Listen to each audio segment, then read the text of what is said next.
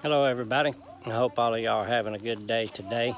It's Saturday morning here in the Philippines, and this is our off week for feeding. We feed every other week. We used to feed every Saturday, but with the economy the way it is, the prices of everything have tripled and quadrupled, so we can't really afford to do that anymore. But what we're doing today is a lot of the women from all around the mountain just gather here at our worship center. And we try to today we're frying bulad, and that is a dried salted fish, and we're frying it, and we're making benignid. That is like a sweet soup with banana, camote, potato, uh, coconut, jackfruit. It's a very sweet soup, and we used to do stuff like this every day, just have the people from the mountain gather around, and everybody brings one ingredient, and we put it all together, and we just have a little feast. And but now we do it about twice a week, like I said, because everything costs so much more now. But anyway, we're doing this today, and what I love about this is that most of the people on this mountain are from all different types of denominations, and Lynn and I ain't about that denomination mess. We consider ourselves son and daughter of God, and I'm not here to fight division amongst people. And so what we do is we just gather together, and we just let love do its work. And so that's what we do here is we just let people enjoy it. I've shown, I think you've seen the video here, you will see it in this video of a man riding, or not riding, but pulling a horse around. He's collecting fallen coconuts, and that's what he does. He collects fallen coconuts, he takes them, and they convert those into they'll get all the oil out of them. They'll make coconut oil out of that, and he'll get a few pesos for each load that he brings in. And then eventually those coconut shells will be converted to a charcoal for cooking. That's most of these people's lives, is doing stuff like that. They're going around gathering fallen limbs and cutting them into 2-foot sections, and they'll sell that in bundles for cooking, because most people cook with wood here.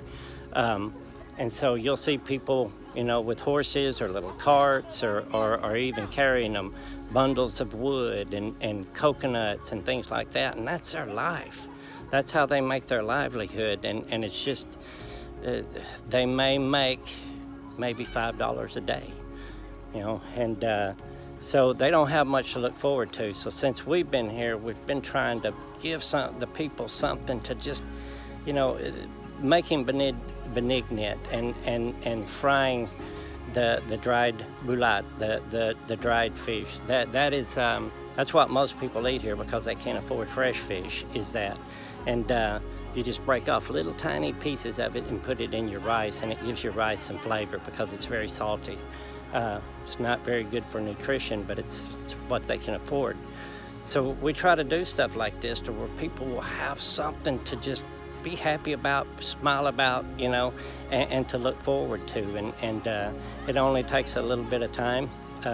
Most of these women, they're at home with their children, taking care of their children, but they do work. They work hard. And, whenever their husbands come in with the loads of coconut, they'll be out there processing the coconuts and things like that. So we just give them something to look forward to. And I've been speaking with Lynn, and I want to start maybe once a month or twice a month, if we can afford it, to start bringing a small meal to all the men down at the school. Their job is they transport children back and forth up and down the mountain to and from school, and that's how they make a little bit of an income. And those guys are always good. We brought them some used clothing a while back, and I want to bless them with a little meal. And because most of them, the money that they make is just enough to buy the rice for the evening and maybe a couple of pieces of the bulad, and that's it. So bring them something, some shoe pile or something like that's different and fills them up. Man, they appreciate that stuff. And you can be the hands and feet of Jesus just by doing that, just by being love. You don't have to preach about anything. You don't have to do any of that. Just be love. Just help people, and that's what we do here on the mountain. I know one day that big sponsor is going to be here, and we're just going to be. We're going to be doing stuff like this every day. It's going to be amazing. Hopefully one day we can buy up the land around here and we can grow crops, and with those crops we'll be able to afford to feed people. We'll just use the crops to start feeding people, and what we don't use we can sell or trade and barter for fish and chicken and things like that. And I have big plans for this place. I don't know what God's plans are, but I sure do have a lot of big plans for this place, and I'm sure that God will make it all work out in due time. Anyway, hope you enjoy watching the ladies gather stuff and prepare the meal. They're having a blast. This is like going to Six Flags or Disney World to them. This is just the best time in the world. It's one thing about Filipinos. They love to cha-ching. It's called talk, just small talk. They love that.